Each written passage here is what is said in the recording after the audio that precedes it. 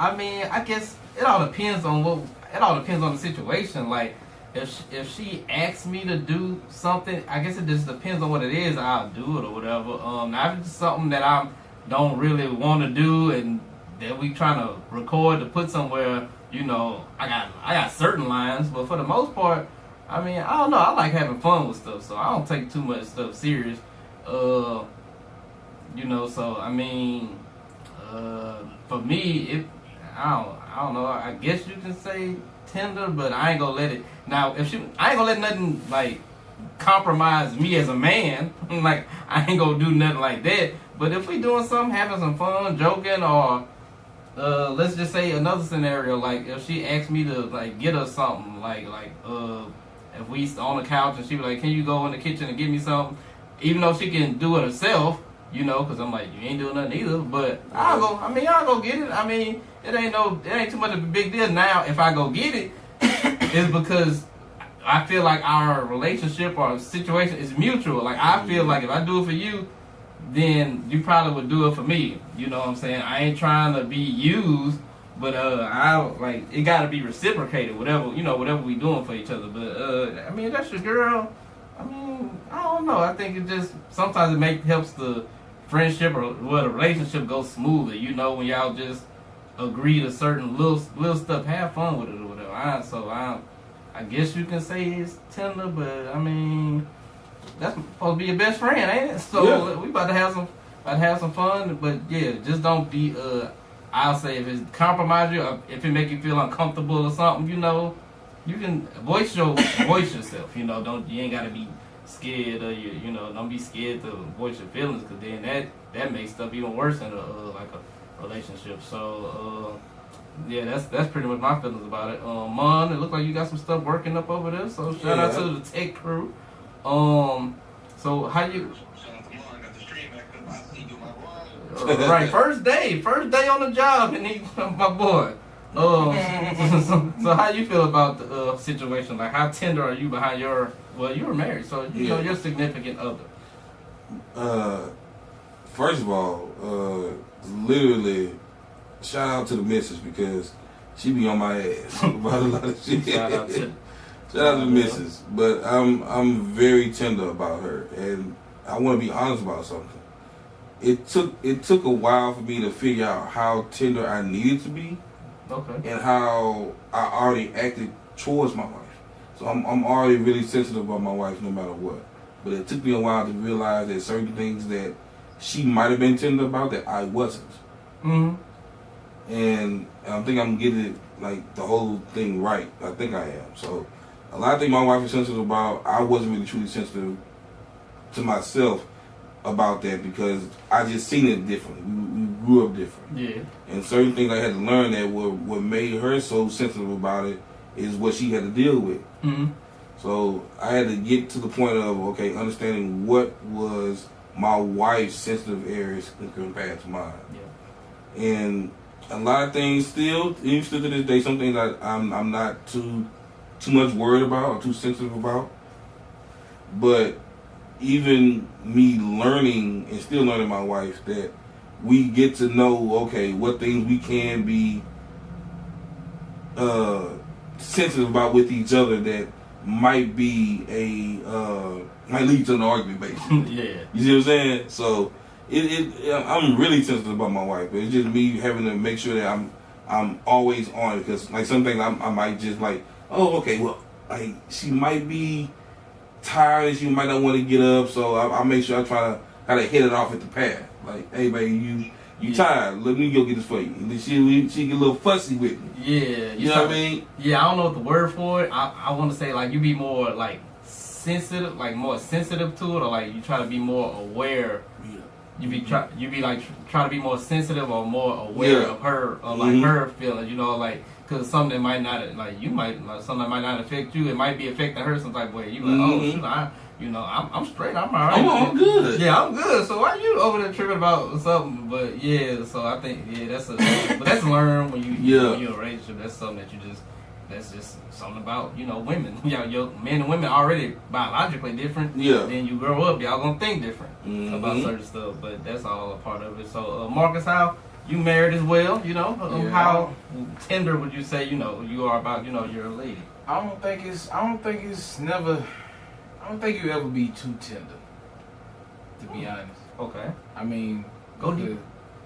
Because once you feel me, once you got it, you got it. But you still gotta do little lovey-dovey shit that most people probably might not think is cool and shit. Now he talking about Michael Vick skipping and shit. I mean, that's his wife, man. They got kids. They got kids together. They got a family and shit. Yeah. They probably have fun and shit that we ain't never. You don't never see behind the scenes. Mm-hmm. I can't really think off the top of my head what would I consider tender, or how tender you behind somebody. Because I think it depends on what everybody's definition of tender is. Because you might do some shit somebody else won't do. Yeah. So I don't really know. That's a hard question to answer. Yeah, because that could just be like how you is. You know what I'm saying? Yeah. Like I'm not being tender. Like I'm just really being me. Yeah, even though you wouldn't do it, that I would. That just I know I do shit like cook or you might do some laundry and shit, and then some people like you do that, you do laundry, you do whatever like that's. And some people that might be tender. Yeah, but it really just something you do. Right. I'm not gonna lie to you. Look, I can wash clothes. Me and folding, that's my arch nemesis. And folding clothes, bro. You would live out the basket, nigga. Huh? You would live out the basket. Hey man, just how I would, bro. Like I might fold. If I gotta fold it, it's gonna be an all day affair. I gotta make sure all the clothes wash, then I gotta tackle all the clothes. If I start to leaving something in it, bro, we're gonna be in the dryer washing. Man, them clothes will sit in my. They gonna sit in my little whatever after I dry them. They gonna sit for at least a day, unless like that's why I try to wash on certain days when I know I got time to fold to. But if I ain't got time, it's gonna sit till tomorrow. Hey man, it is what it is, bro. I've always been like that. I don't know why. So Marty, how would you say like when you're in a relationship, like how would you say you're probably like tender about your woman, I mean, I would say that I'm tender, like, of course I try my best to do all the soft shit.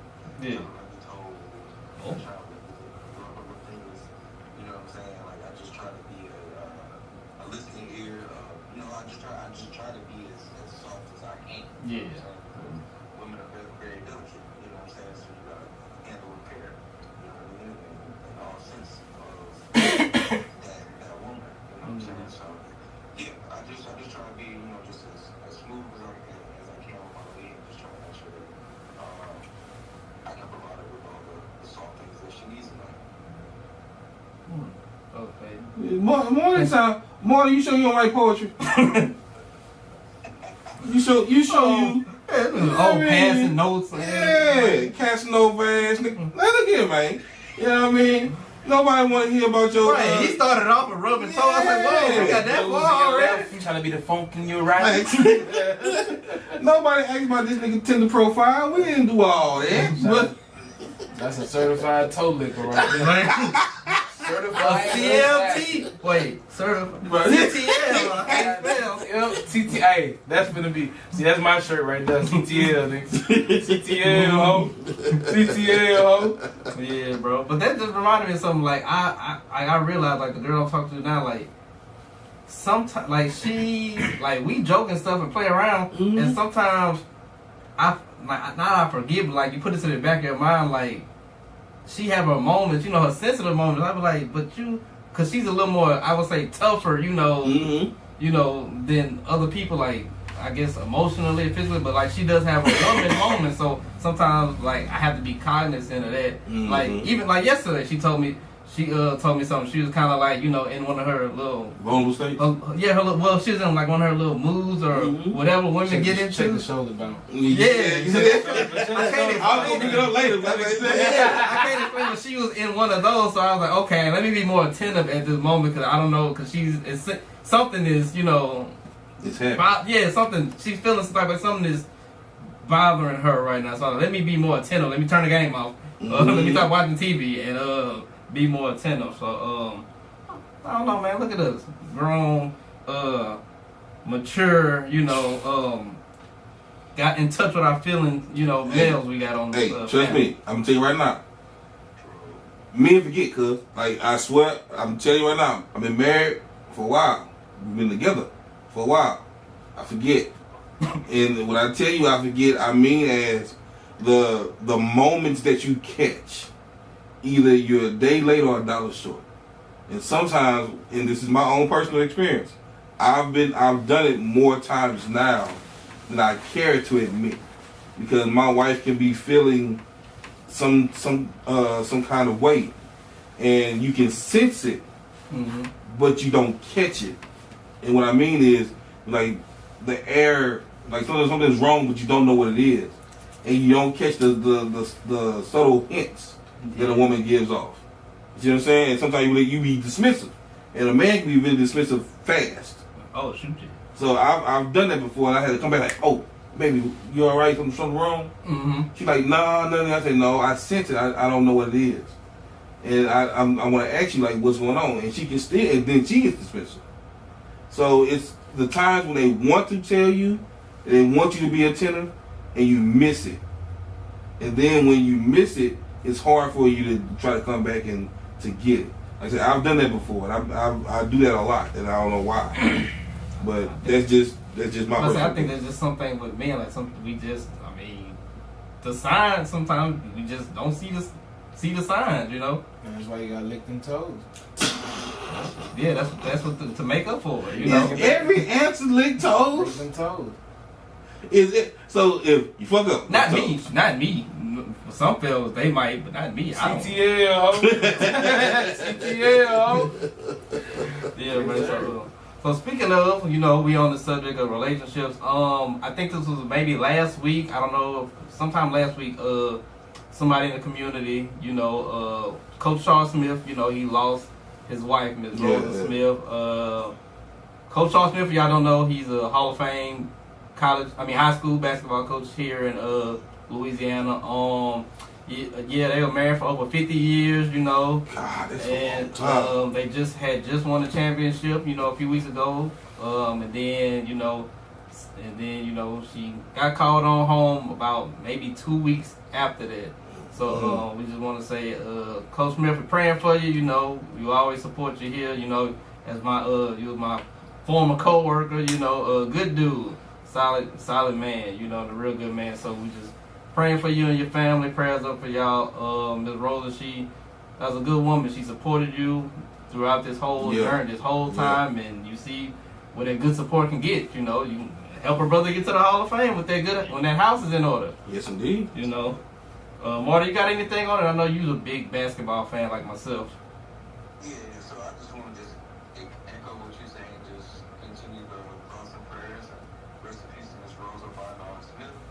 That she is definitely, as she's definitely supported Coach Smith throughout all these years, not just at Peabody, but throughout his entire basketball journey. And, I don't think, Coach Smith is Coach Smith, but it's nothing like having a wonderful woman by your side.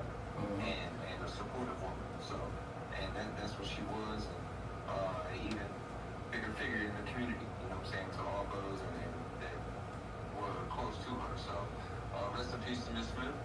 And thank you for, just being like I'm sure at some point she was like a team mother to all those different players. Thanks. Right. So, I know a lot of the Peabody people I'm connected to, they have their own personal stories with Miss Smith, but she'll be missed.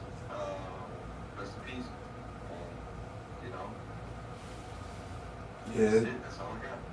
All right. Well, we're gonna keep it on basketball. We're gonna move over to the NCAA. They had the finals for the men and the women, but we're gonna start with the men. It was, I believe, UConn and Michigan. I don't know if you felt, anybody caught any of the game? Y'all caught some of it? I caught some of it. Okay, y'all, you sound like me. I caught some of it because it wasn't a good game. No, it was not. It wasn't a good game.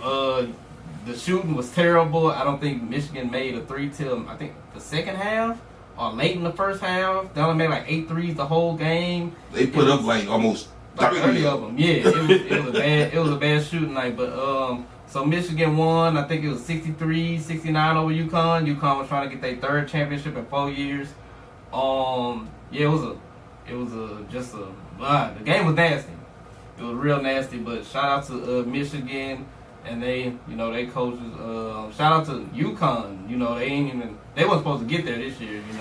And a lot of people said that. I didn't know. I'm sorry to interrupt you. No, you good. But a lot of people said that. I looked at a lot of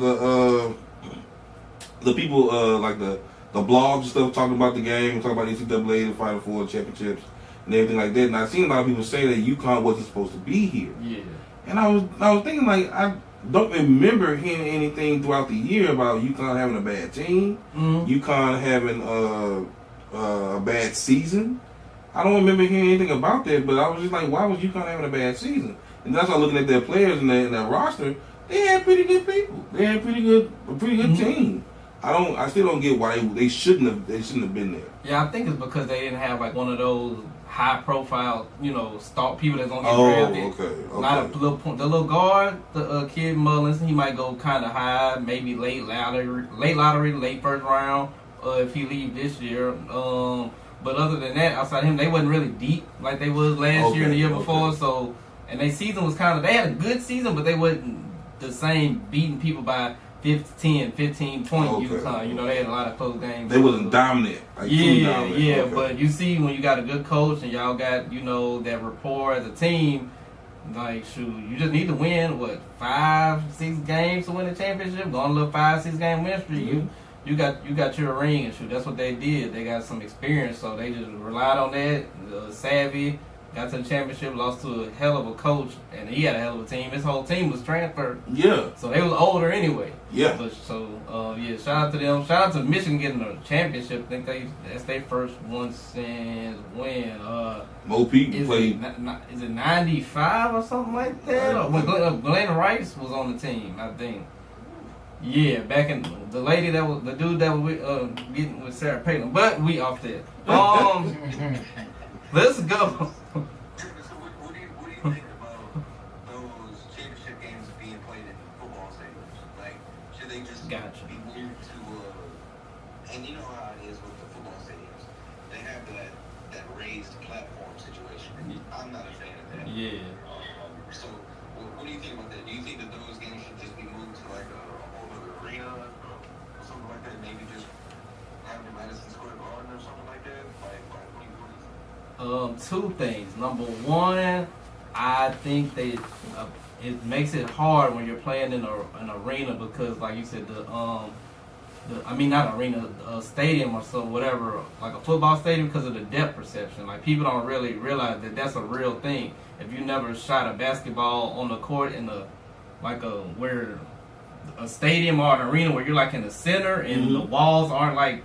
It's just different. It's just different. That's why you probably saw a lot of bad shooting because of where they were playing at. Because that depth perception is a real thing. If you're not a real knockdown shooter, it's gonna be tough for you. So that's number one. So I think that affects all the shooting. And to me, that affects the quality of the game. So I'm like, let's play basketball in a basketball place. You know what I'm saying? Like, why are we playing in Lucas Oil? We should be playing at the field house or whatever. Yeah. But the second thing is we know why they do it. More seats, more revenue.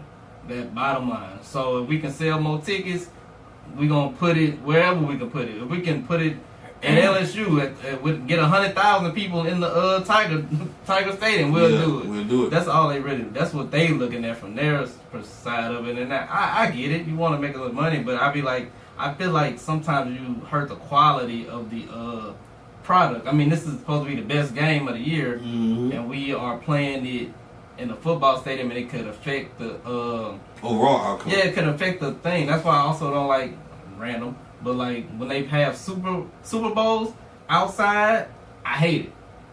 I don't like the elements interfering with the game. Like, cause if it start raining, snowing, whatever it could be doing. Not a game 3-0, 7-3. I'm like, I don't feel like we get the best product when the elements get in the way. So, but that's just my little thing. But I get it. Football is a little bit different. But I still be like, man, the biggest game I play, it should be, with no outside interference. Yeah, no outside factors. But that's my little take on it. Y'all got any thoughts about that? Man, okay, so for the main question is, I did see a little bit of the game. I seen Michigan not truly dominate, but they did have a better team. Yeah. They had a overall better team. And like I say, it was some shots that, and to go back to what you were saying, it must have been the perception of what they were seeing on the court in comparison to what we've seen. Yeah. It was some shit being chalked up there. It just was like it was no way it was gonna hit the rim. Bruh. It was just bad. It was a game that I seen a lot of shots missed. I seen overall it was a decent enough game, but shout out to Michigan for winning the championship, but it could have been better. The entire game could have been better. And what you said, T, after that, like literally, you have quality and quantity, and the quantity that they wanted people to be all over, like so many tickets we want to sell. The quality of the game seemed like it could have been a lot better. Yeah. And with them doing what they do, like you said, it's about money. All of it's about money. I just think that if we're going to talk about quality and quantity, a question I have that's just a side note. Do you think that all NFL teams should be indoors, not outdoors? No. It's weird because I would say no. Even though I would say no because I think it bring a little. It just make it different. If you're a true football fan, that should be like no. That's just like that. The outdoor is a part of the game. Yeah. It's just. I mean, if we want to say that basketball has an outdoor version too, but not the.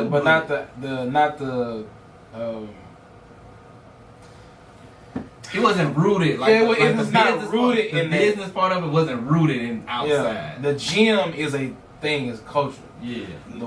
I've heard the gym and the asphalt because I can argue with you about that because we can go to the Rucker. We can go to the Rucker. Rucker has his own path. When I think of asphalt, I think of that ball. When I think of what you call it, what they call it, when it's structured, the team game. What is it called? Organized ball. Yeah. I think of gym, bleachers. Jumping out the gym. That's a culture. Okay. Versus like street ball, Rucker. You know what I'm saying? The Drew League, shit like that, like whatever. Okay, I give you that. Yeah, because when I think about football, I think about outside. Even though I want the game to be played inside, just for me as a fan, because I'm like, I ain't trying to get wet. I ain't trying to get rained on. I ain't trying to get whatever else snowed on, the cold. Because football is like a game of toughness. So when you bring in the outside elements, that's another level of. All right, let's see how hard they can play. Okay. Let's see what they can play through. Yeah. So I give you that. And it gives your team that flavor, like going to Minnesota playing in the cold, going to Lambeau playing in the snow. Like it ain't. Yeah. So think about that. Think about it. If Green Bay wasn't Green Bay. Man, what Chicago wasn't Chicago. They had more games played inside. They look better. I don't know. Then you take all that history away. No, you can have it. It just says before indoor, after indoor. Before the snow. And we had 12 games played in snow, legendary games, mind you, in the dome. All these games played. Why the team got one of the best games in the snow? Yeah, it sounds good. Yeah, that's history. It's history. Wait, that was the Tuck game. The what it is? The one with Charles Woodson and Brady. Yeah, the Tuck rule. Yep. I'm just saying, I get it, I understand it. But when I said the question, I really thought about it as in okay, are we saying that the games inside and the games outside, if they mean so much to us as fans, as a player, I know how I feel about it. As a fan, I feel that we should play them inside because it's more appealing and attractive inside. I don't know. I think like hard down fans or hardcore fans are gonna always love outside more than inside because everything feels like it's more immersive. You get into the game outside than inside. But productive wise, it's more productive inside than outside. I think it depends. I couldn't imagine a high school game being played inside with the bands and all this shit. What do you mean, high school football or basketball? Football. Yeah, like football. Like just imagine if high school football is played indoor. The Dome. Matter of fact, the championship game played inside. But it ain't gonna the hot not the championship, but the just regular Friday night lights game. Okay. Just a regular Friday night light game.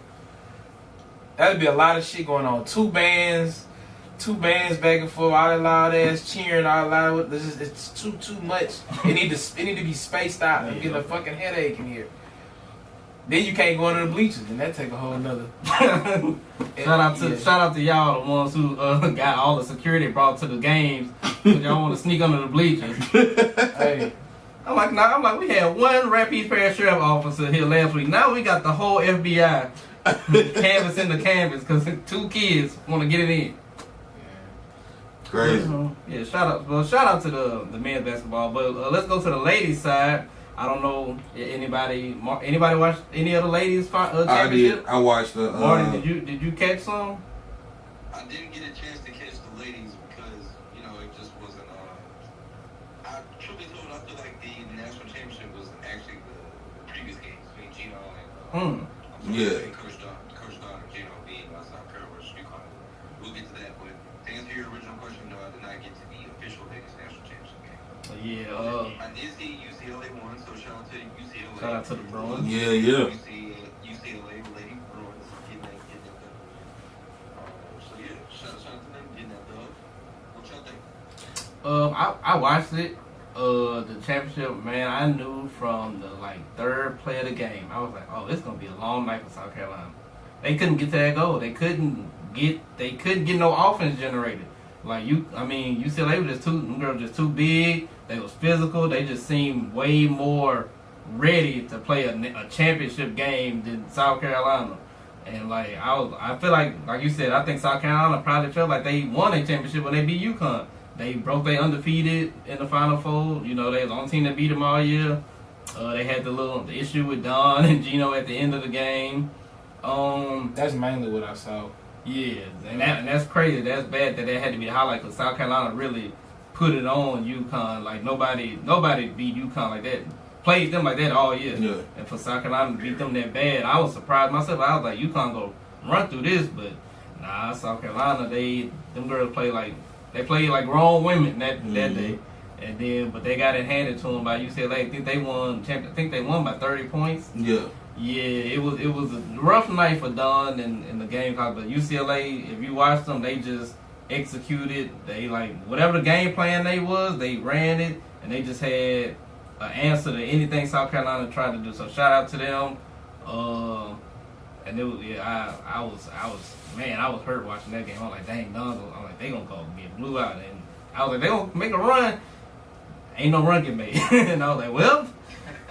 And then also, it probably was bad too, because some people know the game, it was at 2 o'clock in the day, or 1 o'clock on the Easter, I think. I'm like, bro, why the game so early? Yeah, I don't be knowing about none of this shit because I don't be knowing how y'all keep up with these games. Well, Twitter mostly. They were like, oh, the game coming on, and I got a whole lot of homies that bet. So they be talking about the games. I feel like the advertisement for big games and shit like that, especially basketball, just need to be advertised more. Cause I don't be knowing about none of them. I be knowing more about doubleheader Monday night football games, and I don't even be paying attention. But they just be everywhere. They be posted everywhere. It don't even matter. I think too, cause they don't have a lot of time between the Final Four and the championship game. They got 3 days, 2 days.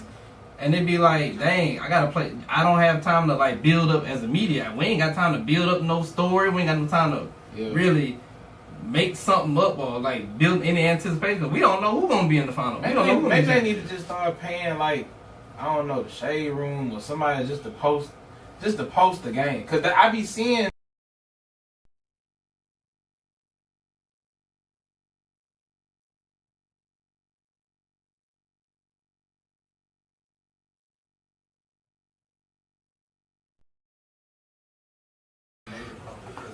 And that's the problem with ESPN. It's because the ladies game is not as and more hard officials. The ladies game isn't as promo as much as the men's game, national championship. Yeah. And that's part of the change. It's still on time. Has come so far. Like the ladies game has really advanced so far over the last, I don't know, 10 years or so, give or take. So they really need to do a better job of just promoting the ladies game on ESPN, Disney, and they need to do a better job of scheduling the game. Because Geno did, I hate to bring up any good points about Geno right now because I would prefer to kick his teeth in. But Geno did bring up a good point after their Final Four victory, and where he was pretty much saying their game ended at 9 o'clock at night, and then they had to, the next morning, which was Saturday morning, they had their shoot around at maybe 8 in the morning the next morning.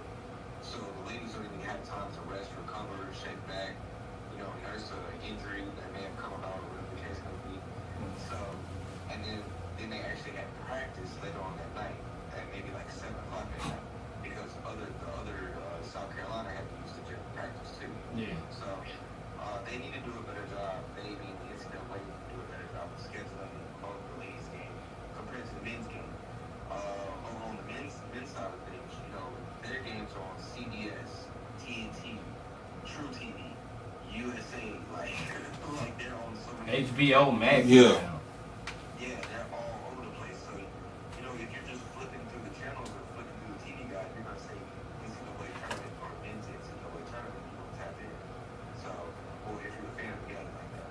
So, the NCAA needs to do a really better job of just scheduling these games out and just building up the hype for the ladies. And, you know what I'm saying? Because shit, these ladies, this has taken all year for them to get to this point. So, y'all need to be able to be a lot better about things of that nature. So. Yeah. I think it's hard anyways in general for college.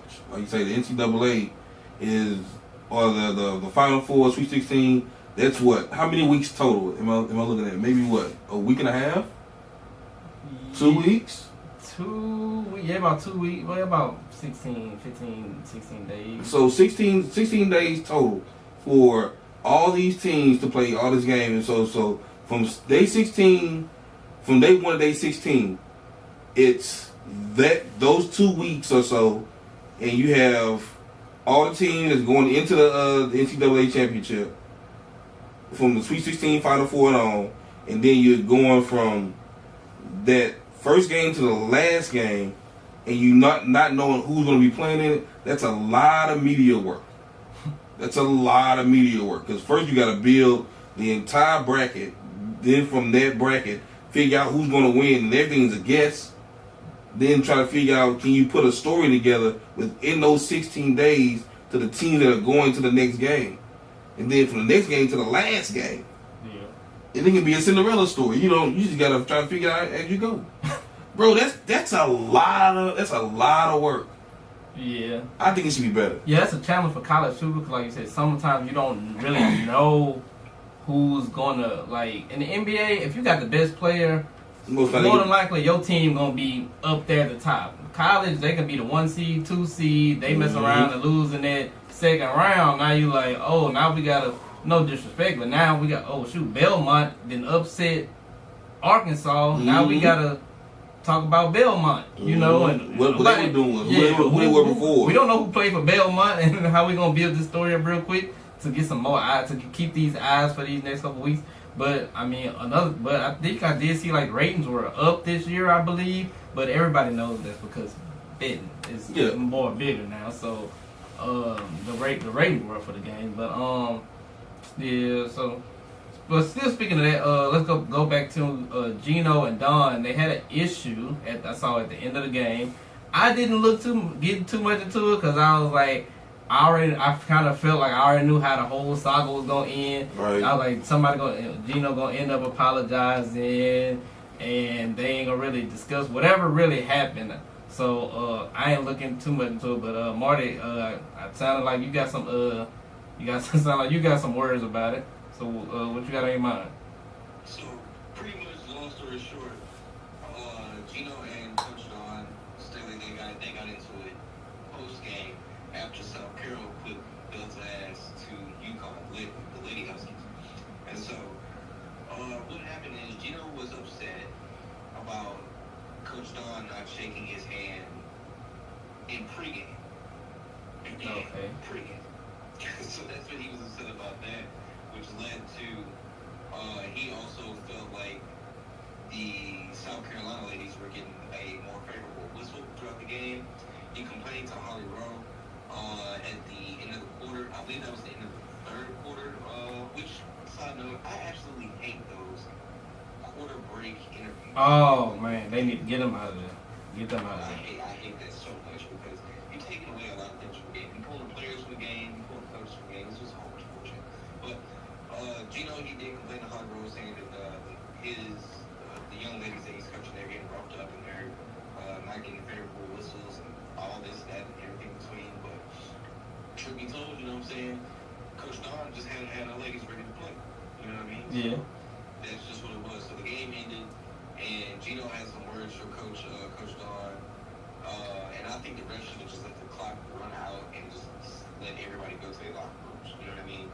Because whenever that incident happened, it was like 4 to 3 seconds left on the game clock, and South Carolina was dribbling the ball out anyway. Mm-hmm. But with the refs stopping the game like that, and everything between, like they just kind of pumped everything up even more than it was. But it is what it is. Geno, like Tevin said, he did apologize post game. Well, not post game. The next day, yeah. Because he said he did not regret anything that happened. But I love Coach Dawn not only standing up for the ladies that she's coaching, but just for myself. And I love the audio that was back there behind the sports table. They called Coach Dawn saying, "I'll beat Geno ass." On folding them graves. Damn right. So I appreciate that. And you know, I got nothing but love for Coach Dawn. So whenever we wrap up this topic, I do have a question for y'all.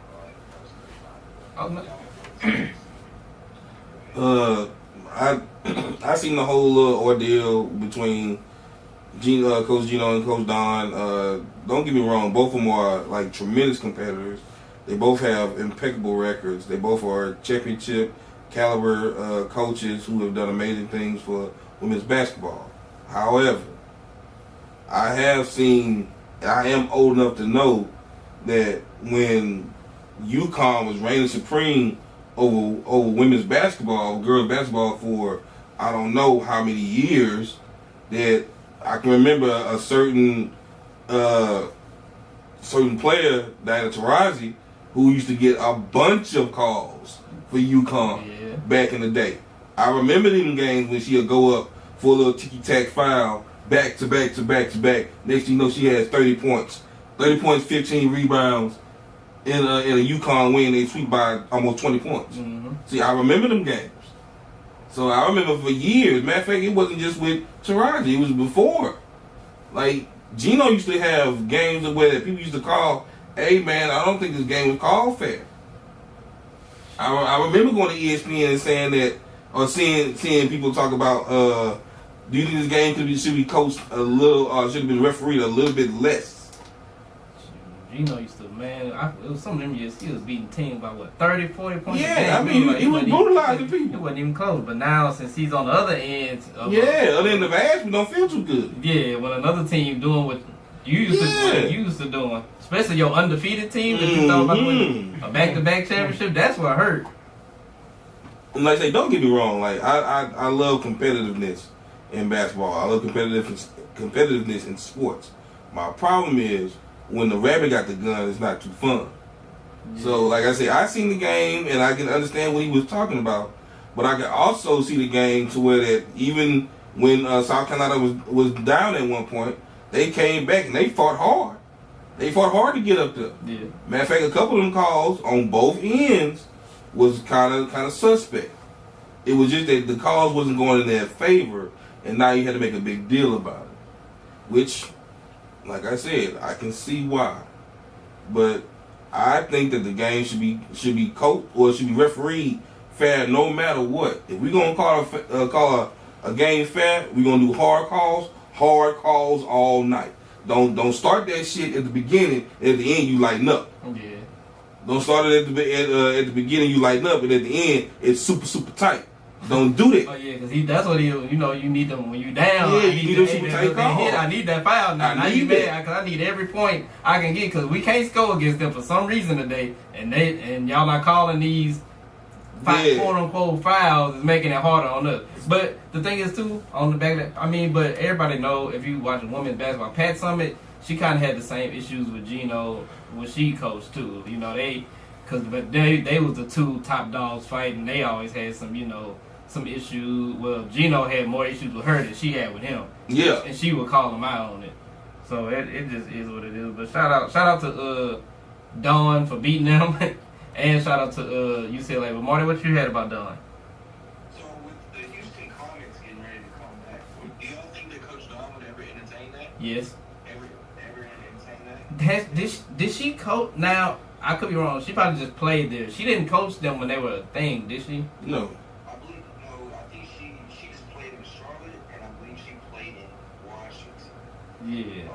I think those were the two places that she played. Well, she played in Houston too.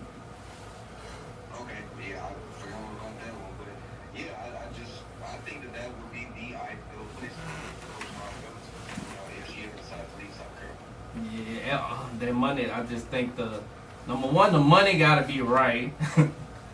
And I don't know if she ever wanted.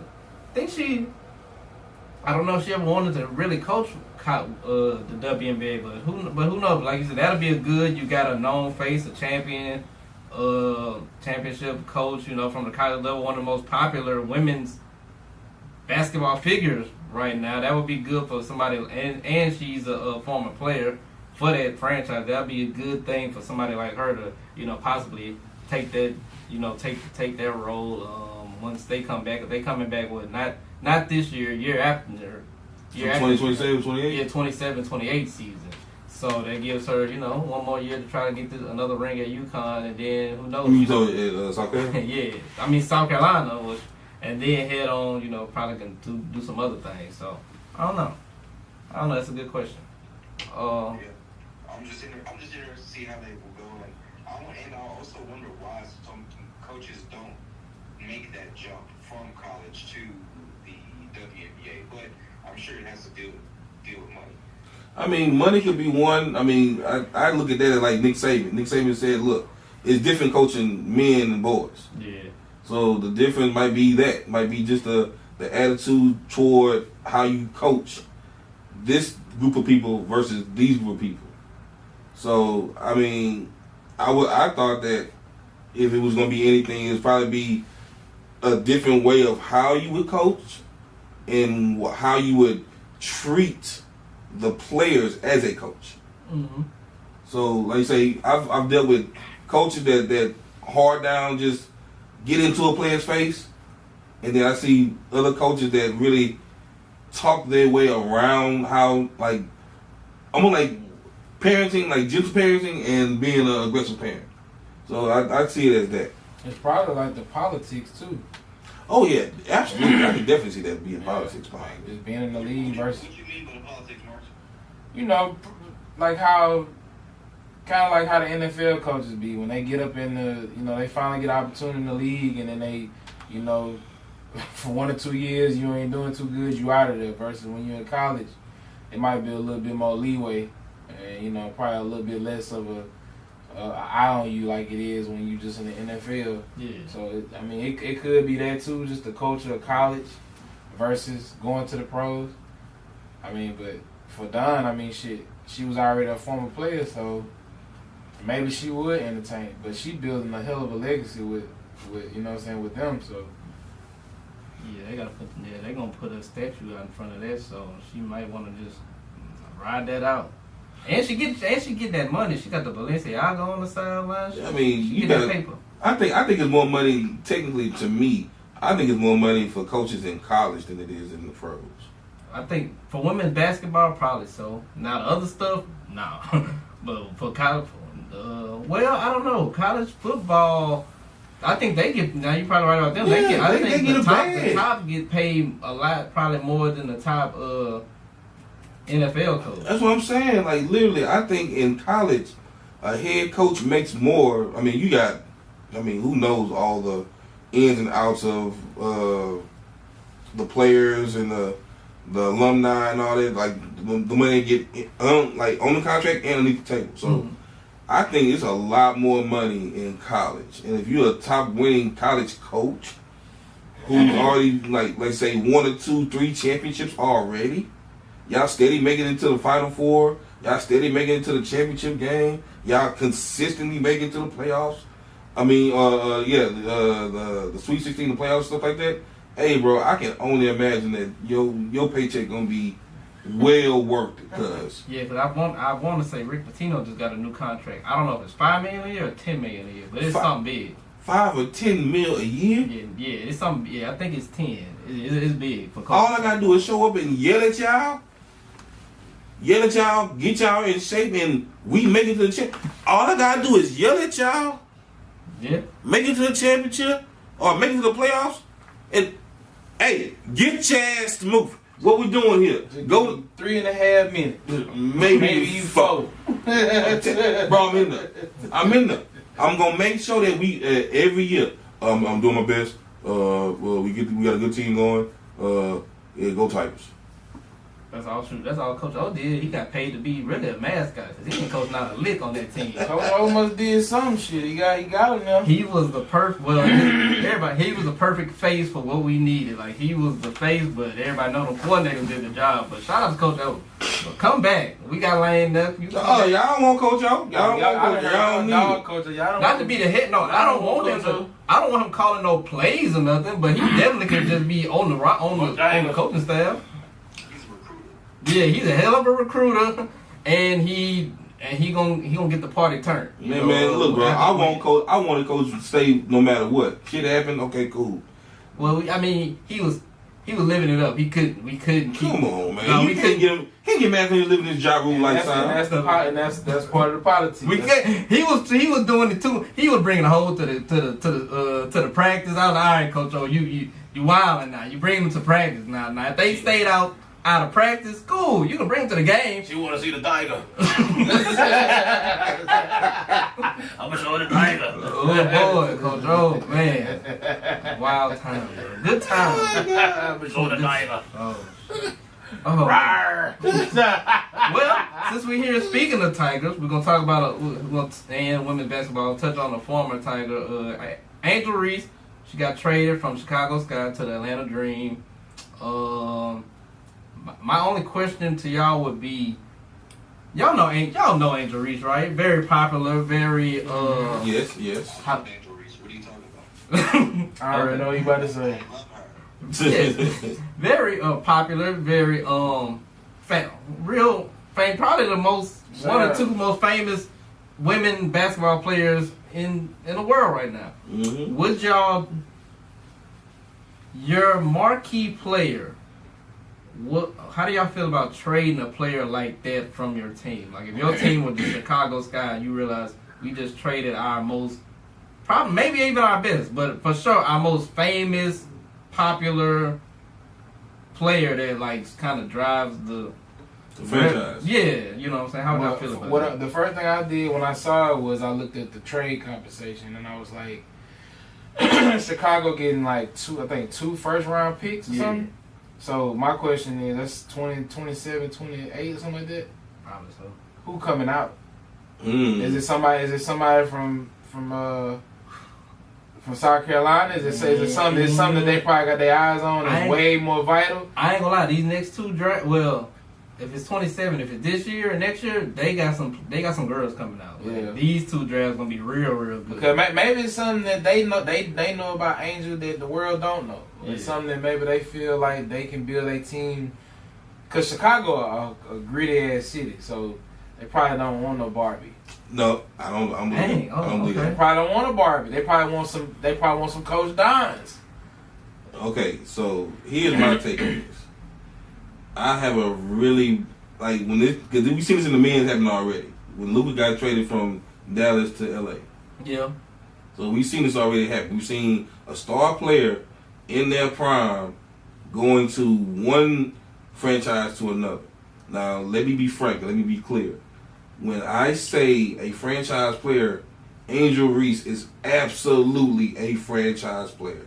She brought not only attention to Chicago, she also brought Stretch marks. You know what? Amen. Y'all see. This is why the disclaimer is up. That's why you can't trade that. You can't get that. But anyways, so I see. I bet he popped in this disclaimer. So it's already dope that, like I say, she's a very profound player. But I don't see, if you're not truly going to get this first round player coming out in the next couple of years, why would you trade her now? Why would you trade her now? Like, I don't get it. Am I missing something? The championship game for the WNBA already happened? Am I missing something? What happened? It was last season. Well, yeah, it was last. You know, that stuff is started in March. So if it started in March and in the middle of the season, right? Or May, yeah. And then at the beginning of the season. So we're talking about this. This is happening at the beginning of the season. She's getting traded to Atlanta. I think Atlanta's a bigger. No, not in Chicago. For real? No, Chicago's like a top 5 market and everything. Yeah. Seriously? Chicago's huge. Yeah. Well, they got all the media and stuff is up in Chicago. The Chicago Tribune and all the people. Chicago real big with the media. WG and I think I was up there too. WGN. Yeah. So I don't know, Marty. What you think about something like trade somebody like that off your team? I've been through it one too many times. So all I know is What time? Who y'all had? we traded for Devontae Adams, then we traded Devontae Adams. Yeah. Oh, okay. Yeah. Y'all traded Max Crosby, then got traded him. Hey. What? Y'all traded Max Crosby? I don't know how you trade somebody and they end up back on the team. Hey man, that's God's work. He gonna be a Cowboy for it said that. Boy, that's trash. Yeah, shit. I had to suffer through Derrick Rose. All I know is pain. Oh, okay. I'm sorry. You know what? I apologize. I'm right with you. I'm a Saints fan, so you know how we. Yeah. Yeah, but I don't know. I think they obviously the Sky they have issues because they've had some issues going back to Elena Deladon. Oh yeah. They never really wanted to pay her back in the day. Dang, you're so right. That's how she ended up in Connecticut, and I think she actually went to Mystic first, then she ended up in the Connecticut side. I think it's just an issue with that franchise. So, and hell, their counterparts are doing the exact same thing. The Chicago Bulls. Oh my, we ain't gonna talk about them. The Bulls just fired their president and the GM. So, Man. And the coach just get fired. Yeah, and hopefully Billy Donovan leaves because it's never going to get any better. So it is what it is with that. But you only move on from a player like that if you have eyes on somebody in particular. And truth be told, I do not see Juju Watkins going to Chicago. So Juju may actually end up with the Comets. So which actually would be super tight. So yeah. Oh yeah, but I think because WNBA, I don't know if it's the worst team automatically gets the draft pick or if it's a lottery, a ping pong ball type thing. But yeah, that's somebody, Juju, the girl, who coming out next year? Next year is like Juju. Well, Fudd coming out. I think she's coming out this year. Okay. Are any of those players better than Angel? As Juju. a basketball player, yeah. I know Juju is. Yeah, Juju probably better. I saw Fudd play for the first time this year. She's a better basketball player than Angel. Angel Reese is a dog, but her style, she a power forward, so it's kind of hard to compare power forwards with a guard. But their skill set is higher. Like the Angel is a good player, but they just got a higher ceiling. Yeah, they can be your go-to number one option. I don't think Angel can be that. Not in the WNBA. She could do that in college. Yeah. The stuff she do, but in WNBA now you gotta have just a little bit, more in your game. I feel like it's gonna pan out. Just something tell me it's gonna pan out. Oh yeah, shoot it for Atlanta. Yeah, especially Atlanta. They season tickets. My homegirl, she stay out there. Sold out already. Oh yeah. But Atlanta, they do real good selling tickets anyway for the women's game. But season tickets sold out already. But everybody knew that. Angel Reese, they got some other ladies on the team that people be talking about. I can't think of none of their names right now. But yeah, they from the Bayou Barbie to the Bankhead Barbie. You know what I'm saying? Like she about to run it up. She's gonna have a hell of a marketing scheme, whatever. Right now, the Victoria's Secret Act is going crazy right now. Oh yeah, absolutely. That peach, Georgia peach. Oh, yeah. Bayou Barbie to the Georgia peach. Amen. Amen. And the other thing too, her man that she's currently with, he from Atlanta too. So I think she made a play to be like, look, y'all ain't gonna. She like, well, he played for the Magic, so she like, look, I know y'all ain't going far in the playoffs, so y'all season will be done about May 16th, May 17th. Eyes will just be starting up. You can come to the games. So I think that's a little play she probably made. Have a man come see her play during the summer. Shout out to the bag getters, bro. Shout out to Angel Reese for not only making herself a world-renowned name in basketball, in a sport that she plays in her profession, but also to venture out and do other things like with Victoria's Secret and these ads and this shit. A pod. Hey, shout out to Angel Reese, bro. Shout out to her doing some big stuff. Yep, absolutely. So I guess last basketball topic we got, I'm gonna hit this probably kind of quick. Apparently every NBA player says Memphis is trash to play. The organization? Well, not the organization, but like it's a trash place. The city is a trash place. I've heard that. To go hooping. So LeBron came. The first big one. LeBron was playing golf. He made some comments about two cities, Milwaukee and Memphis. He said those are two places that I'm 40 years old. Those are two places I don't want to play at when I'm when I'm on the road. And he didn't really give a reason why. But he was like, I just don't enjoy those two places. And then I think the next day, this same thing was discussed on Jeff Teague's on their 520 podcast, and Teague gave a story about his experience at in Memphis. He was like, bro, the hotel is terrible. He was like, the hotel I stayed at, I tried to take an ice bath, ran the water, came back, tub was brown, full of brown water. He got photos to back it up. He said this was my experience in Memphis. So he said Memphis ain't that place either. But then you got some other people. I think didn't Zach Randolph, Marty correct me, but I think Zach Randolph even made a comment about playing in Memphis.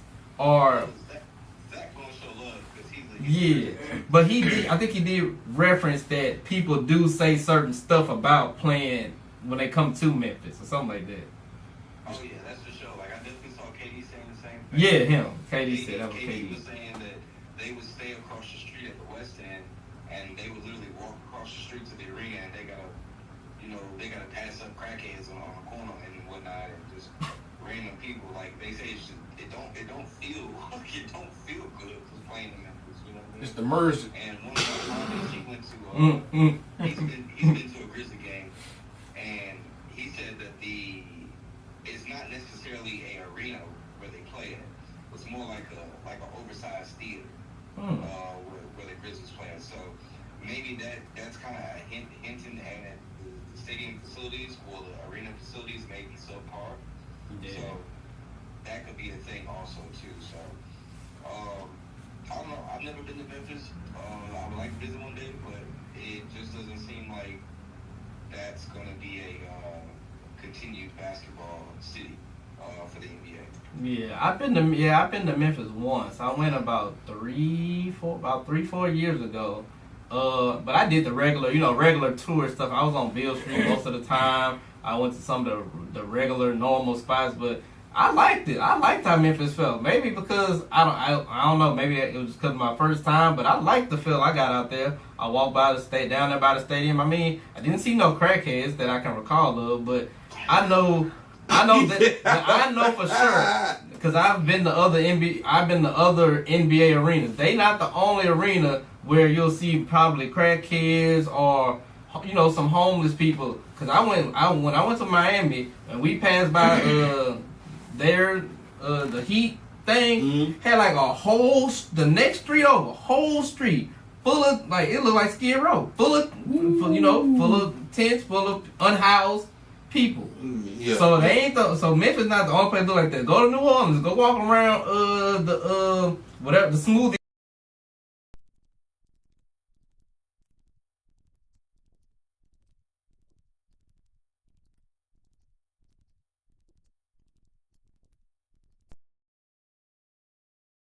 So that ain't nothing new, but Memphis, it's just the other stuff that's been going on in the city that's kind of contributed to people not want to be there. Like the crime rate is getting ridiculous right now.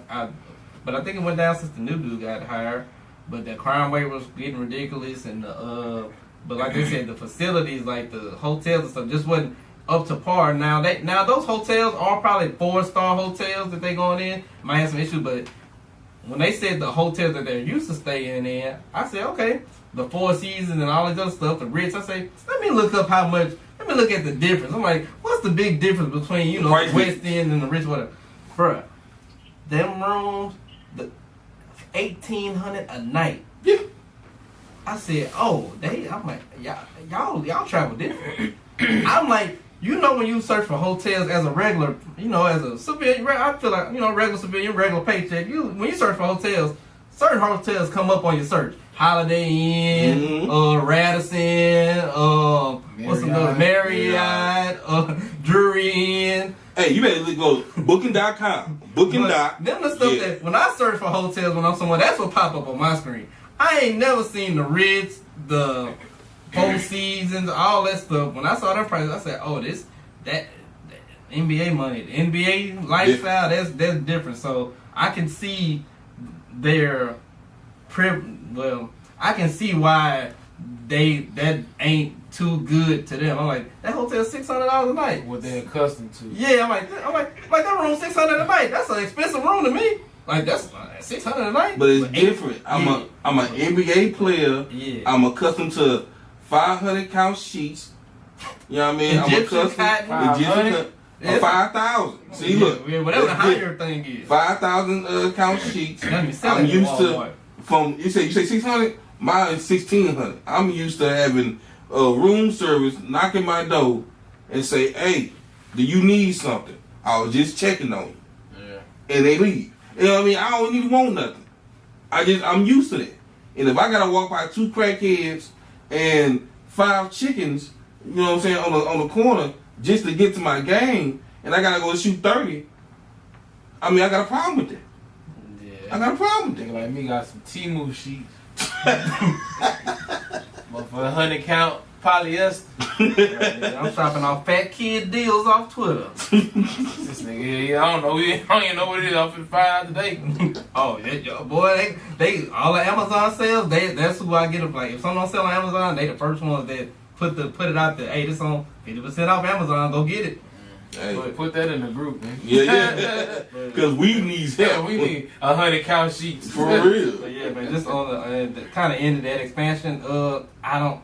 Like you said, Marty, you saying Memphis might not be there much longer. I think you're probably right. I think they will end up probably eventually just taking them to Nashville. Like not leaving the state, but just moving them to a different city. And that's what the merge. Yeah, because I also forgot that the SEC championship is also played. Well, basketball championship is played in Nashville, and of course the Titans they're building a brand new. Yep, so Titans. So Nashville looks like it's on the up and up. And as sources that have been to Nashville, they told me that Nashville is one of the hidden gems in the Mid-South. So for many different reasons that we may or we'll discuss off camera. But, yeah. So and then Nashville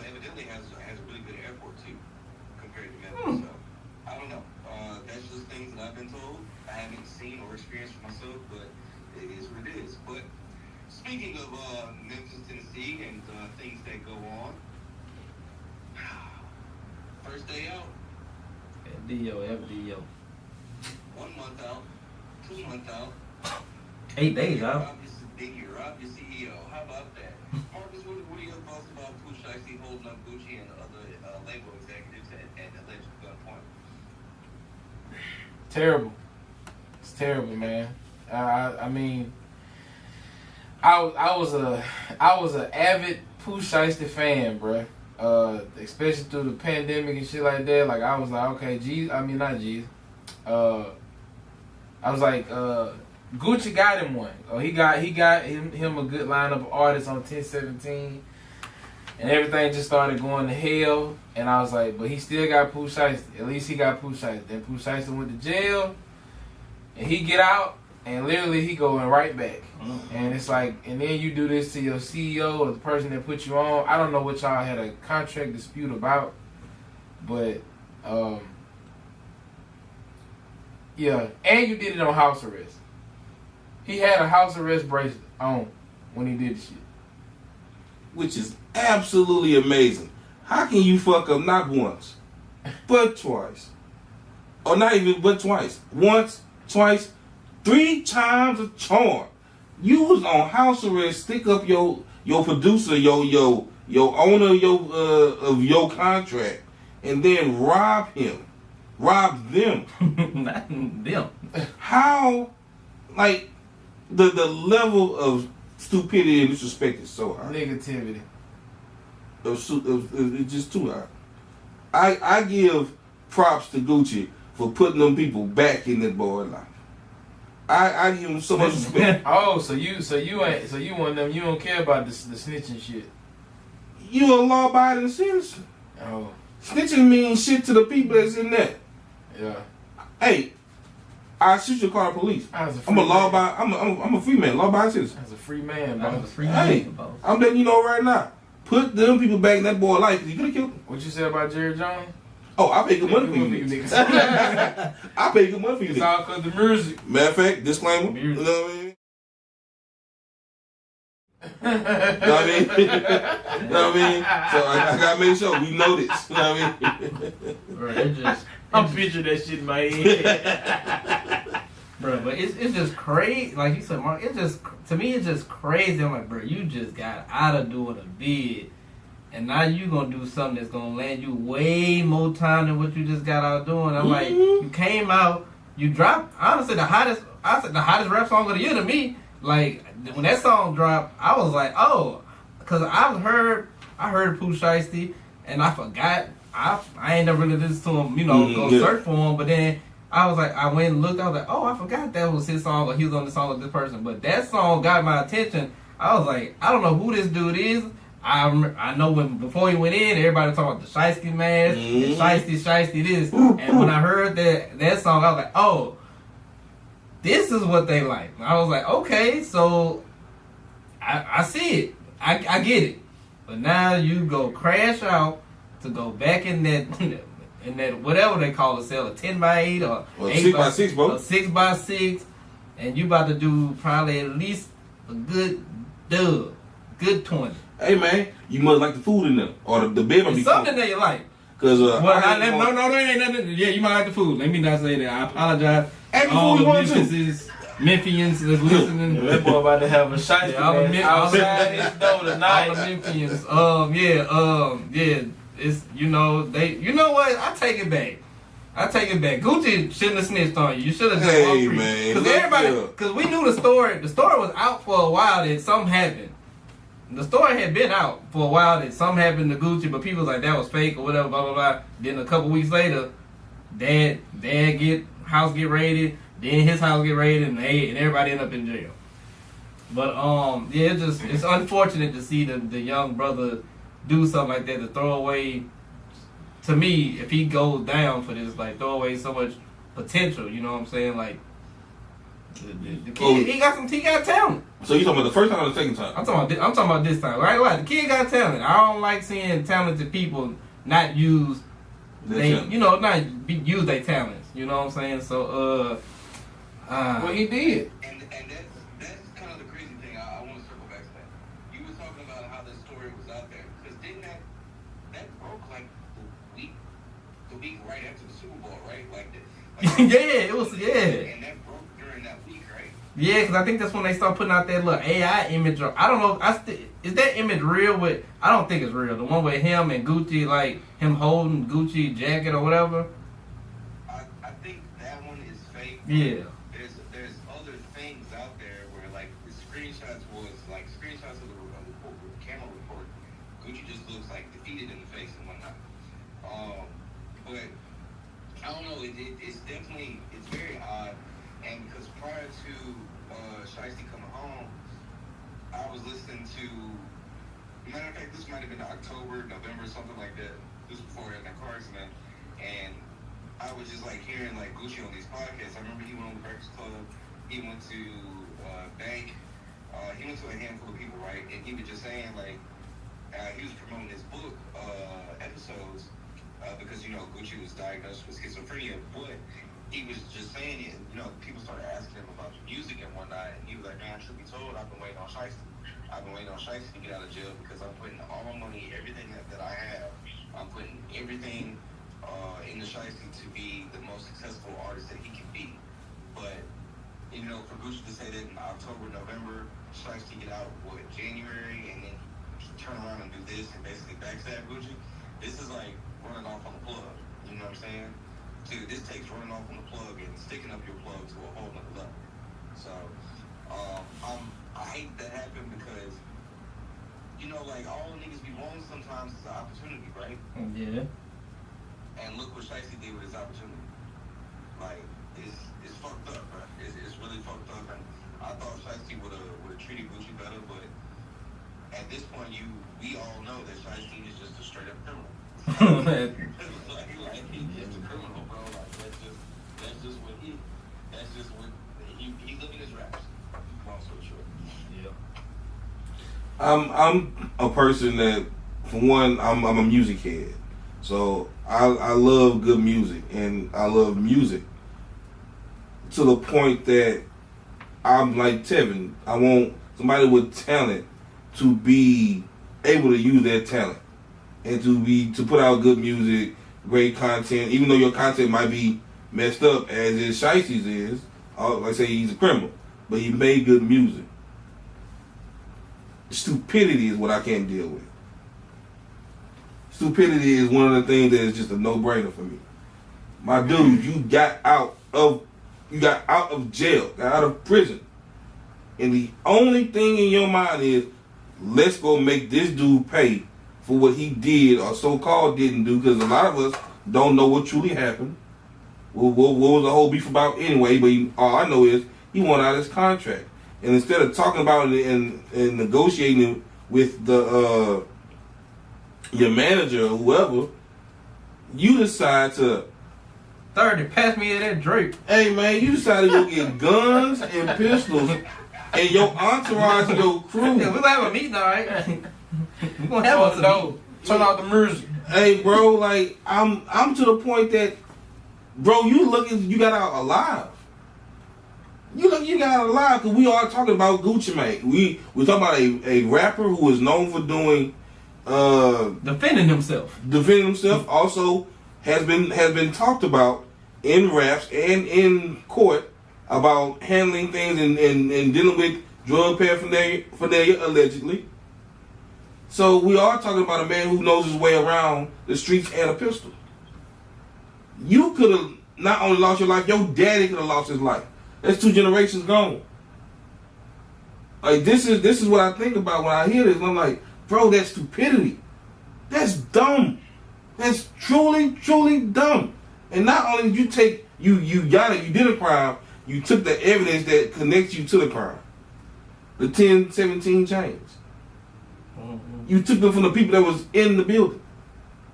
Then they had 6 other people. You had not only one in it, you had 5 other more. 5 other people. Oh, and y'all went to the studio. Y'all know we got cameras everywhere, right? You got, bro, son, technology is unrelentingly consistent. This camera gonna be showing your face in 4K.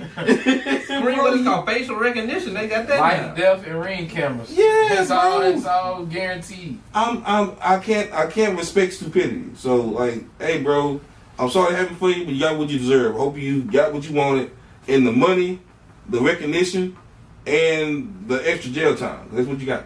Wow. Congratulations. Blue prizes, stupid game. Well, hope all that gets you know, I like you said, I don't know, but we just gonna. Well, I think one thing people can probably learn from this too is when you go to jail, man, life go on, dog.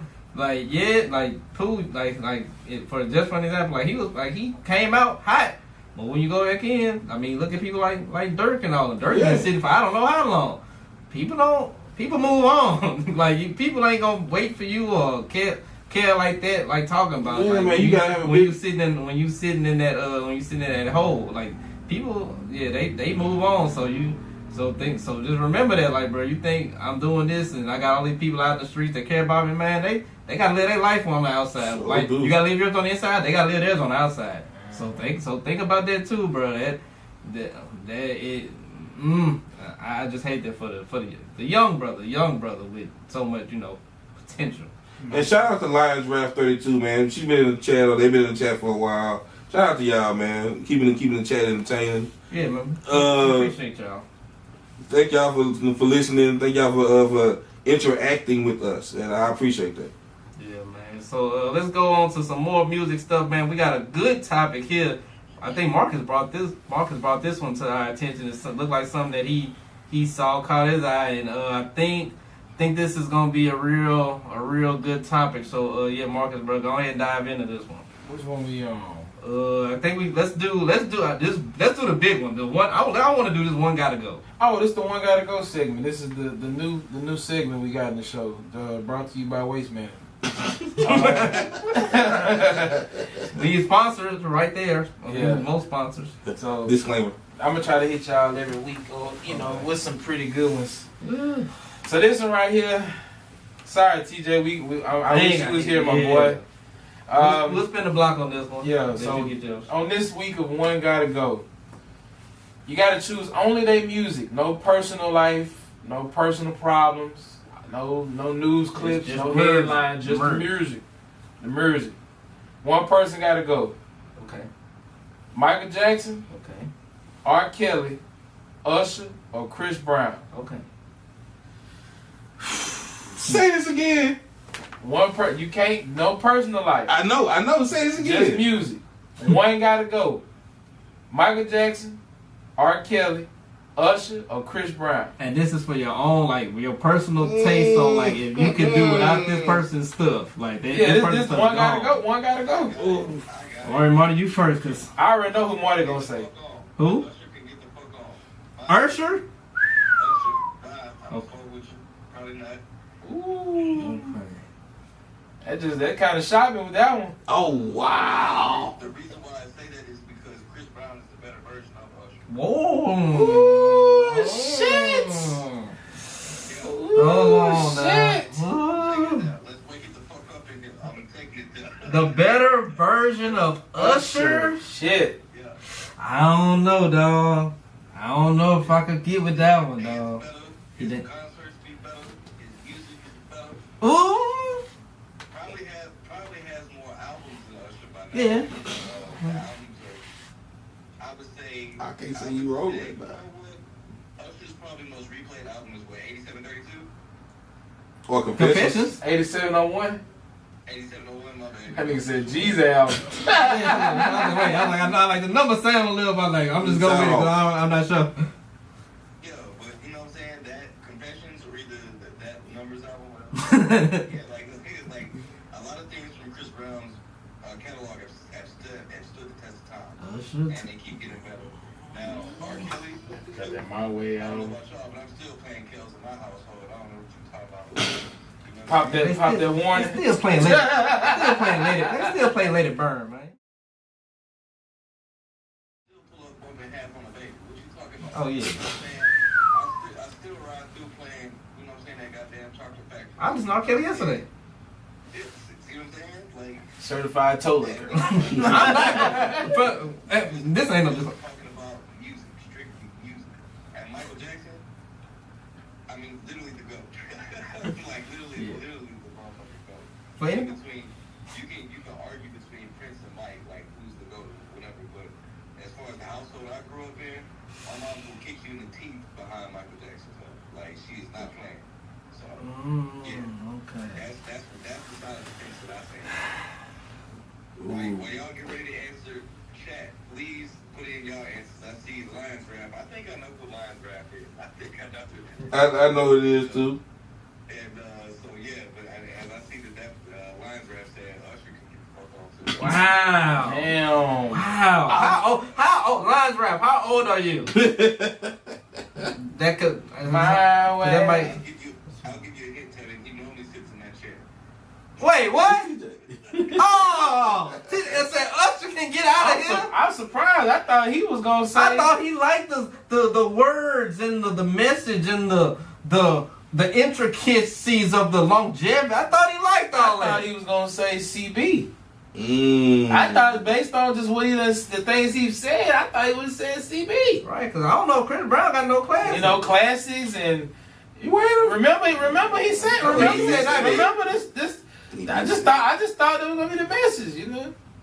Damn, Wow. Colts fans are undecisive. Wow, okay. I don't think I've ever said Chris Brown don't have class. No, not you. No, not you. Okay, all right. Yeah, so was TJ. Yeah, he usually like the deep meaning and the, you know, I thought I was gonna shake it up, but I know one got the okay, let me do this. R. Kelly for me got to stay. I don't care what nobody say. I ain't gonna stop listening. I ain't gonna stop.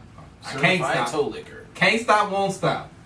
Hey, Can't stop. hold up. Was that intentional? What you just did? no, No. Can't stop, won't stop. yeah, it wasn't intentional. Bad boy. Oh, no. Oh. Yeah. Now that, Yeah. I'm listening to that too. Pop I a ain't gonna lie. disclaimer. But R. Kelly got to stay. Dang, bro. As I've gotten older, Can't stop, won't as stop. I've gotten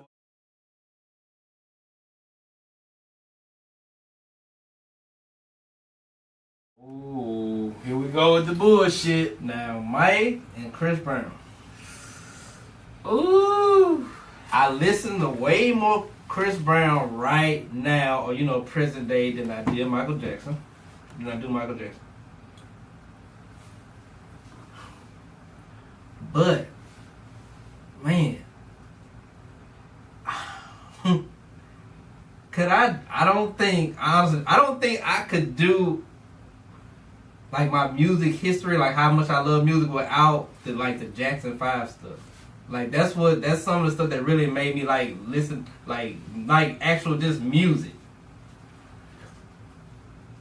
Damn, y'all got me thinking now. Shit. Cause like when I started like Jackson 5, that's what made me start liking like a lot of that old little kid old music, the ABC and the Ben and all them songs of Jackson 5. I like that stuff, and I was like, that showed me how talented Michael Jackson was.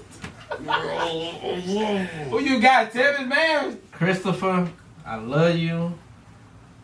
I'm sorry, I'm gonna have to let all them remixes and features. I'm gonna have to let them go, but man, everybody else just I got more attached to them. Like listening to their music younger. I like their music growing up. Like Chris Brown, he was cool, but like as I got older, I listened to more of them. But when I was coming up, like they had more impact on me for the most part. So Christopher, I'm gonna have to let you go, bro. Shit.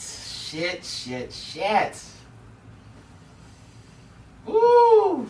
Hey man, I'm over here debating with my soul, right? And my first initial answer, off top, Kels.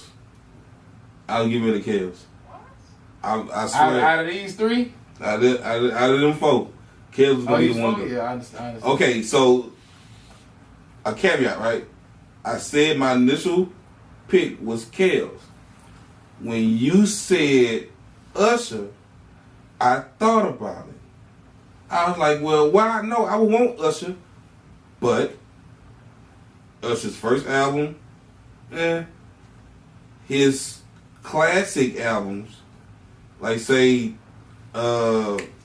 Confessions and what you call them, like, well, those are probably the only two I can say that really give Usher his spot. But if I go to Chris does everything right. Like, come on, let's be honest. Chris Brown does everything right. Not everything. Hey, albums, not personal life. Oh yeah. Albums. Hey, I'm talking about albums. He checks a lot of boxes. Checks a lot of boxes. So if I have to restate my initial pick, I'd rather keep Kells and let Usher go. I'd rather keep Kells and let Usher go. Yeah. And that knee-jerk reaction was Kells though.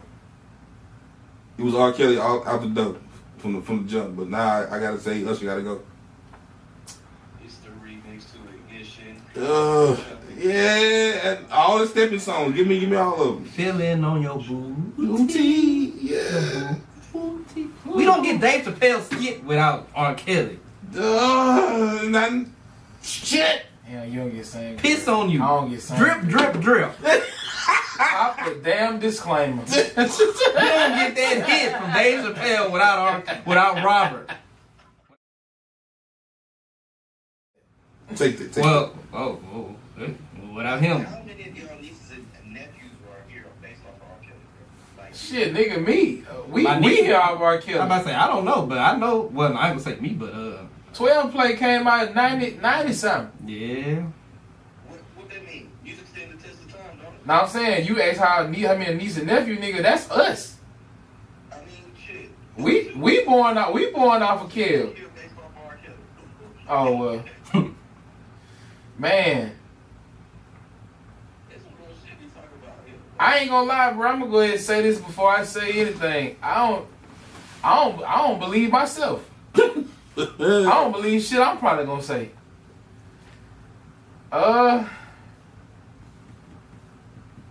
Fuck, man. Fuck, bro. And I ain't gonna lie, if I'm riding on the way home, my answer might change between, I ain't gonna lie, Mike and Chris Brown. Riding on the way home. I'm gonna be 100% honest. When I think about this list,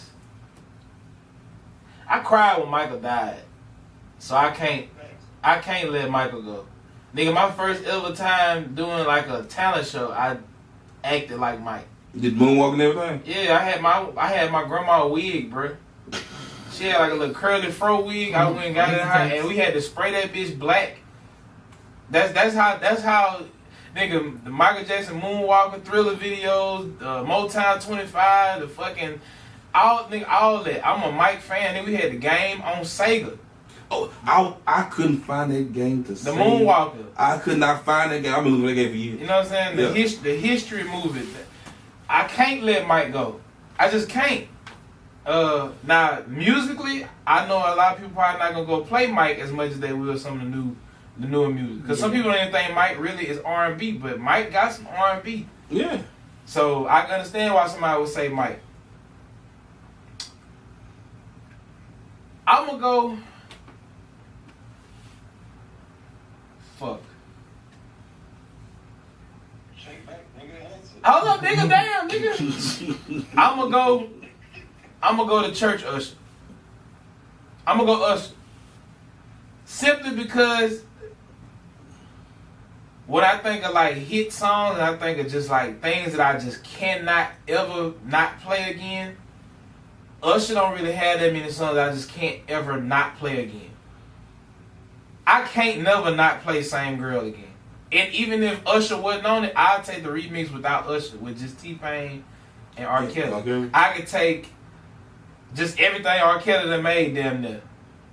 Every beat he done made, everything he done wrote, all the additional songs, some of the B2K shit, some of the Marcus Houston shit, some of every. So like I don't know. I don't think Usher done contributed the same amount of like. He's just an artist. You had to let Diddy build you. Low key. And Jermaine Dupri helped build you. R. Kelly can build everything from scratch. Himself. Make the beat, write the songs. He wrote for Michael Jackson. That nigga wrote for everybody. He wrote for everybody. Selena Johnson, he wrote for the women, he wrote for everybody. Yeah, I can't pick that over, I can't pick Usher over that. And then when it comes to Chris Brown a better actor than you. Oh, come on. Chris Brown a better dancer than you. Chris Brown probably arguably got way more #1 hits than you or better hits than you do. And it come to albums, like I said, 8701, my favorite album over Confessions. But even then, I probably got some Chris Brown songs I could do over Usher. I'ma really hate that fucking take though. But it's probably gonna be Usher for me too. Oh, see, y'all all went, and I respect that because y'all didn't do like me. But my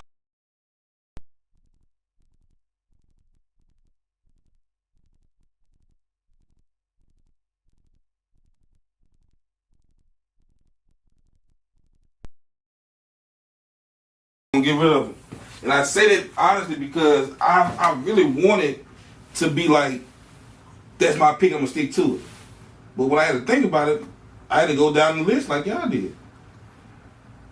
I had to go down the list. Like I just can't, like, other than like My Way, Confessions, You Got It Bad, I just can't think of an Usher song that I just cannot live without. Cause even when I think of like R&B that I really, really like, I personally would like Music Soul Child. Yeah. Okay. So I could do Music Soul Child. I could do somebody like Avant. Yeah, that's my dog. You know what I'm saying? I don't know. It's just other artists I feel like I can kind of replace Usher with if I had to. Not that he's not a good ass artist and he's not a part of our, you know what I'm saying, our upbringing and shit. But like, Yeah was a good song. I could have done without Yeah. Yeah. You know what I'm saying? I could have done without Yeah. Yeah. Lovers and Friends is a good song.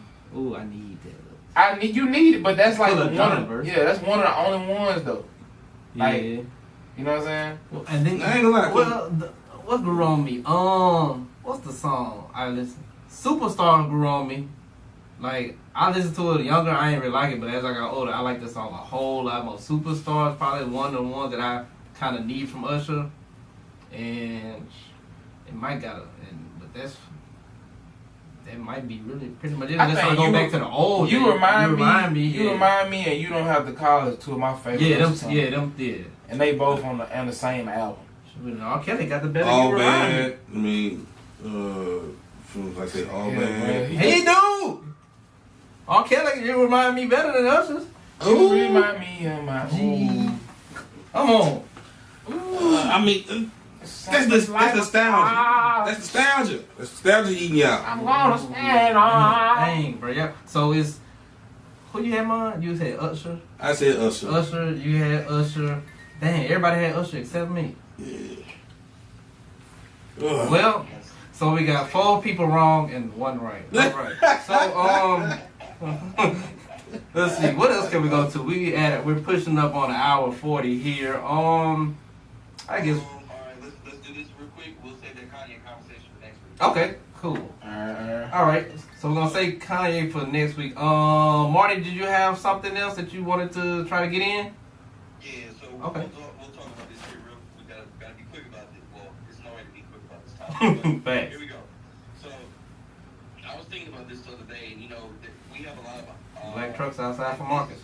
At this point, we have a lot of icons here in the music industry, right? Get on his ass. But if you had to pick two rappers or artists that could paint the picture of hip hop through your point of view,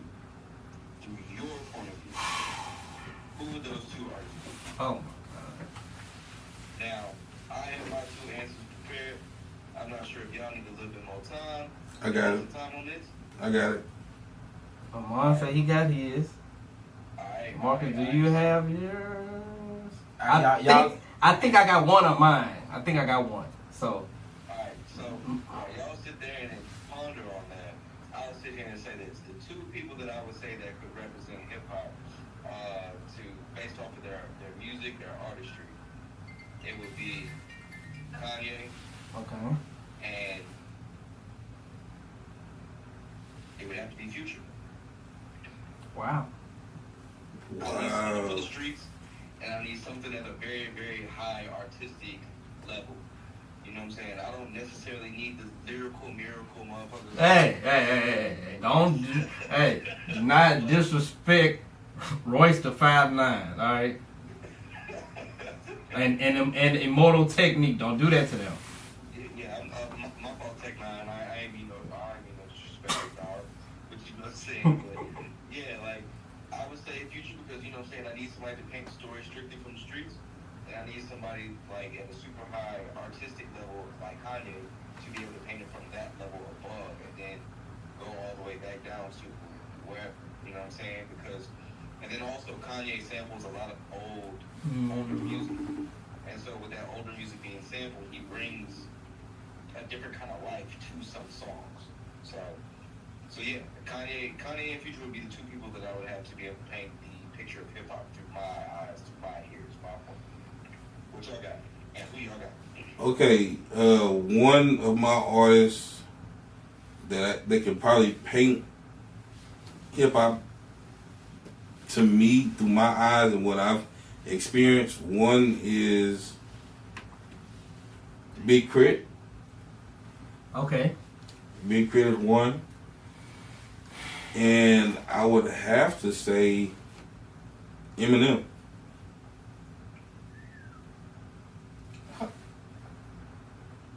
Huh? I have to say Eminem. Eminem to me. Huh? Marshall Mathers, Slim Shady, that Eminem? Yes. One the same.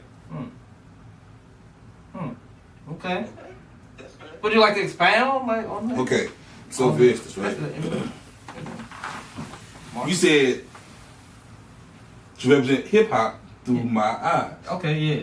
And this is if I had to bring them up and say, if somebody said, hey, what does hip hop mean to you? And what artist can you give me to explain your version of hip hop? Somebody who really truly, I think is a representation of what my life has been. Yeah, okay. Is Big Crit. Hands down. Okay. This is coming from the beat making to the lyricism to the all intent and authenticity and intensity of what I experienced as a Southerner. Well, not only that, as a black man living in the South, but artistry and what hip hop has represented throughout the years. Somebody who has elevated and expounded beyond this. Through my eyes, Eminem is that person. So if I had to give out two, Okay. it's gonna be M. It's gonna be Crit. Yeah. Now, this is hard, Marty. I'm gonna come with the questions. Cause it's like I feel like I was at 1. Now I'm debating like a strong 4 for myself to get it down to 2. I only had to pick 2. I could have went with somebody else. And I'm not gonna lie, Big Crit is in that 4 for me. Like as far as like music, how like hip hop, how I like it, or like what I like. Matter of fact, shout out to the chat, Scarface and Kanye. And Scarface is another one that's in my brain. I had Scarface on my mind. With that lion? Yeah. That's it. I'm about to say Scarface is another one on my brain. See, Scarface and Kanye. Sounded Great. Old him. I guess I'll give y'all my other 2. It's hard. Well, dang, it's really 3, but it's hard to narrow it down. I had to narrow it down to 2. Do your job. Cause Jay-Z is my favorite rapper of all time. Oh man, talk about it. So, so he got to be 1. Cause when I'm gonna go multifaceted niggas all the way. That's what I'm trying to think. Cause that dude right there, ain't nothing he can't do. Yeah. Yeah. And I'm pointing at Kanye, everybody. Yeah. God, dog, man. My eyes, who Okay, I'm gonna take my bias out. If it's just hip hop, it'll. If I say this person had to, dang it, it'd probably be Kanye, and it'd probably be you know what? Probably Nas. So you got 2 New York niggas. Well, Kanye from Chicago, but he from everywhere. You said Jay was your Jay's favorite. my favorite, but if You got two New I York. said hip hop specific, like like dressing, style, swag, rap ability. I like messages and music. Can switch it up a little bit. You know, can talk a little street, a little regular politics. I'm gonna say Kanye and Nas. If I had to do a hip hop, I'm putting them two for me. All right, Mark. Last but not least. Ludacris. No, I'm just... I'm gonna say, all right, y'all. Somebody throw this flame up. Boys out the mud. Ludacris, God damn it. I'm gonna go one y'all probably don't even think about. I'm gonna go Dr. Dre. Mm-hmm. Okay. And I'm gonna go Kanye. Two producers. Okay. Yeah, 2 producers, but 2 rappers, 2 artists, and they also responsible for just a sound and a part of the culture. Because I feel like without Dr. Dre, you just don't get a certain like sound that started a whole genre of West Coast rap and hip hop, like gangster rap in an era, and that's what bring you Pac, that's what get you Snoop, that's what get you Death Row, that's what get you that's what get you 50, that's what get you the West Coast period. I don't get Game. I don't get some of Kendrick. You don't get Kendrick. You don't get Kendrick at all. So it's like it's Dre, and for Ye, it's like he just represent.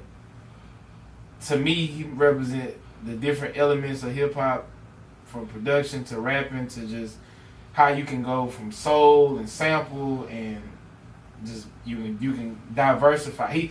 To me, Kanye is the perfect example of how you can start in one place and end up somewhere else. Yeah. Because he started in just the regular culture of hip hop, regular, and expanded. And that to me, that's what hip hop ultimately has done. It started from a ground roots level and expanded to worldwide. Now he a pop star. Yeah, you're a superstar. So it's like that's pretty much what hip hop culture is. Look at Fortnite. You know what I'm saying? It's in Fortnite. It's in Call of Duty. It's in everything. It's in everything. I had never thought I'd see the day I'd pick up a war game and see 21 Savage. Dang, right. You know what I'm saying? So or Nicki Minaj. Fact, either one. You know what I'm saying? So yeah. So Dr. Dre, shout out for you being responsible for gangster rap. Woo! You did your big one. While we here, and Mark, you finish everything right there? Yeah. Alright, cool. So while we right here, pretty much Kanye was in everybody's list. I wanted to save the Kanye conversation for next week. We're fucking here now. Right, by the way. Have y'all had a chance to see either night of his concerts at SoFi Stadium? I watched some of one of them. No. I still gotta watch it, bro. And that's crazy. I should have been watching. So if I would recommend a night to y'all, I would recommend watching night number 2. If you just want to see some vintage Kanye shit where he flashed around with people, watch night 1. But he had themes of the concerts. So night 1, it was a little bit more light in there, and I believe that was called light cinematic. Night number 2 it's literally shot in black and white. I don't know how the fuck they did that, but they did a really good job with that. The production team did. He did a whole lot more with the lights in the stadiums and in the stadium and everything in between. But I just want to say that for night number 1, that has maybe like an hour and 50 minutes on YouTube. That's the full concert. Night number 2 is 3.5 hours. I sat there for 3.5 hours and I watched night number 2 through and through. Jesus. And I'm not even gonna lie, bro. I said to myself when I seen 3 hours, I was like, oh God, damn, I don't think I can sit here. I don't think I can sit here and really watch 3 hours, but bro, he literally had me glued. I still haven't listened to the album fully, but I heard the album fully throughout the concert because he performed some of the new joints throughout the week or throughout the concert. So I didn't really like hearing it as a concert for the first time. I still gotta listen to it through headphones, but it sounded okay, right? But I want to say this about Kanye, and I do propose this question. We know Kanye isn't the most, he's not your kind of performer like Chris Brown, Beyonce, where he's going to be dancing and everything, right? But he is a performer in the sense of what he's going to give you for stage presence, his stage design, his stage structure, things of that nature. So, do y'all think that Kanye is a bit, where do y'all have Kanye in like your top performers? like of all time? Like, is he top 5? Is he top 3? Is he number 1? Is he top 10? Like where do y'all have Kanye at for right there? He's probably in my like 15. He won't be. He's not top 1, top 10 to me. Yeah, if you take out just aesthetics and background and stage and all that, because that can be his vision, but it's not. I don't feel like it's just necessarily his performance. Yeah. So I wouldn't probably put him in like the top 10. I can't put you over like Mike, Chris, shit, Beyonce, Shakira, Beyonce, shit, even Travis. Travis has a better stage performing wise, cause he actually get crazy. He like a rock star. Yeah. It's like Lil Yachty too though. Yeah, he like a rock star. I don't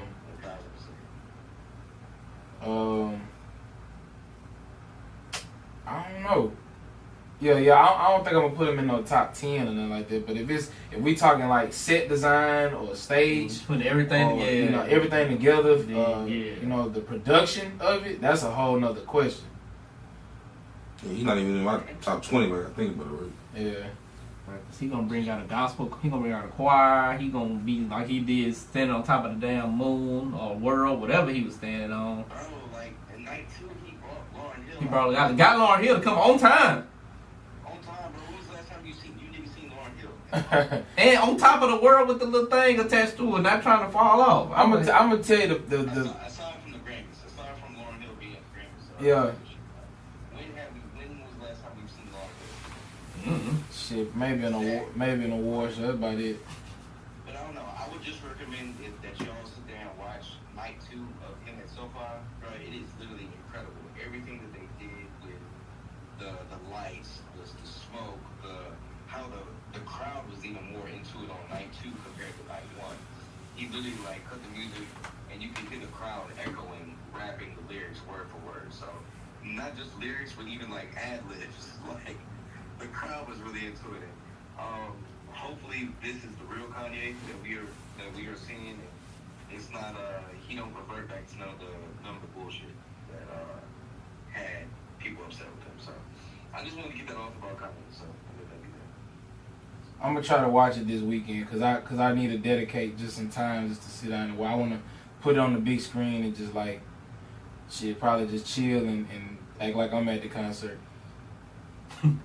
Shit. Listen, bro, I had a good time. I had a really good time sitting there watching that shit. I definitely recommend everybody to tap in, tune in with that before they end up striking those YouTube pages. So yeah, y'all got anything else on this here? I'm good. I'm good. I don't know. I'm good, brother. All right. So this is episode 98. Episode 98. Yes, sir. We are making our approach to episode 100. And next week, you guys will see a flyer that will go out for the episode 100 and location and time and things of that nature. So, yeah. So, for Cutwater Clark holding it down over there on the couch, for Enterprise T holding it down behind the computer back there in the corner, and for Lucky number 7 right there holding it down on the camera also. Look, Lucky 7. What it is?